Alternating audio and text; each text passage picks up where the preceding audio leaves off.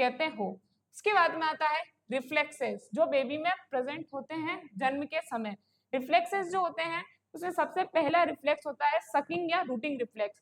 The touch the newborn clip cheek and the corner of mouth with the nipple. The newborn turns the head toward the nipple, open the mouth, the text fold the nipple and suck.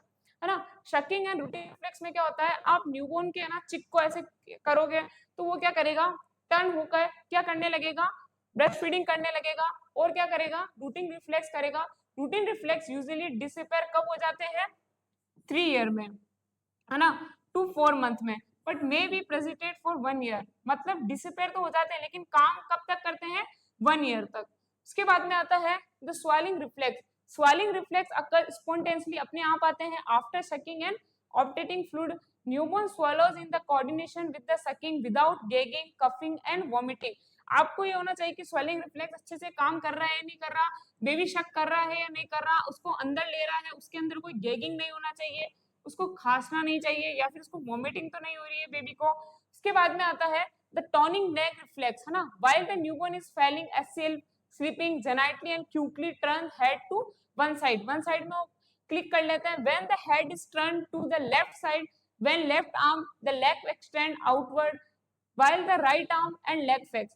When the head is turned to the right side, then the right arm and the extend outward usually disappear within 3 to 4 months. आपने देखा होगा जब बच्चे सोते हैं तो ऐसे पूरा उनका जो हैंड वगैरह होता है राइट आर्म की तरफ चला जाता है अगर राइट साइड में सो रहा है, लेफ्ट आर्म की चला जाता है अगर वो किसके साइड में सो रहा है, राइट में सो रहा है। उसके बाद में आता है कि the palmar plantar grasps, the place a finger in the palm to the newborn's hand, newborn's finger curl around the examiner finger. Place a finger at the base of newborn toes, newborn downward, palmar response lesses within 3 to 4 month में ये चले जाते हैं। The plantar response lesser within 8 month.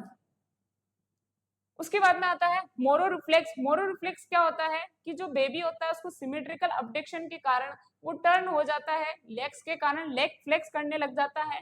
Present कब तक होता है, 6 month of as तक होता है।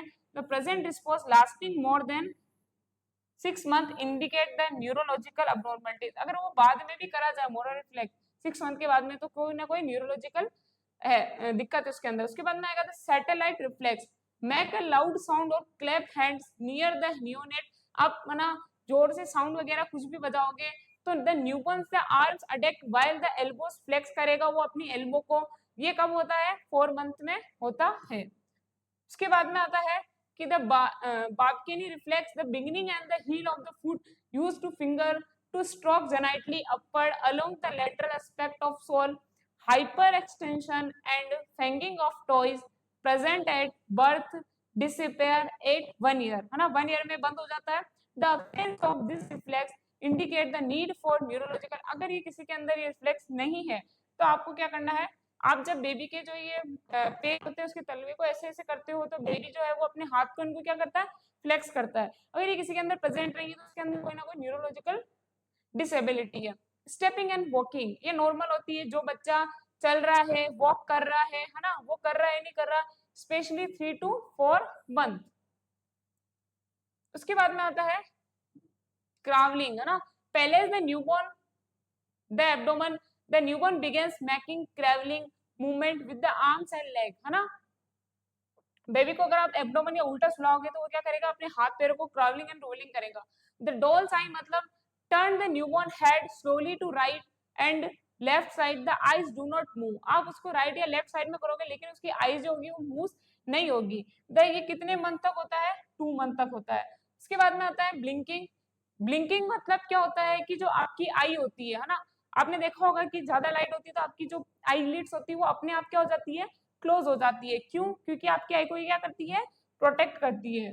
उसके बाद में आता है कि गेगलिंग रिफ्लेक्स मतलब return out to undigested food doesn't disappear. मतलब गेग रिफ्लेक्स मतलब जो भी आपने पिया है वो वापस नहीं आ जाए, उसको आप क्या बोलते हो, गेग रिफ्लेक्स। लेकिन बच्चों में थोड़ा सा ये प्रेजेंट होता है, आपने देखा होगा जब भी वो फीडिंग करते हैं तो थोड़ा सा जो फीड होती है वो वापस आ जाती है। आज अपन ने क्या पढ़ा कि केयर ऑफ न्यूबॉर्न आप कैसे करोगे, है ना, उसके लिए आपने ये पढ़ा कि अबगार स्कोर क्या होता है, उसके पैरामीटर कितने होते हैं, 5 पैरामीटर होते हैं जिसमें हार्ट रेट आता है, रेस्पिरेशन आता है और क्या आता है, मसल स्टोन आता है, और इसके बाद में उसके ग्रेनियस आते हैं, ये सब आता है ना। और उसका जो क्राइटेरिया होता है वो 3 से लेके 15 तक होता है। 0 से 7 हुआ तो क्या होगा, आपको क्या करना, 0 से 3 हुआ मतलब आपको उसको केयर देने की जरूरत है। और अगर ना 3 से 7 हुआ तो आप क्या करोगे, उसको ऑक्सीजन वगैरह दोगे, उसको इमीडिएट केयर की जरूरत है। जो 0 से 3 हुआ है ना, 3 से 7 हुआ उसको आप ऑक्सीजन देके उसका इंटरवेंशन कर सकते हो।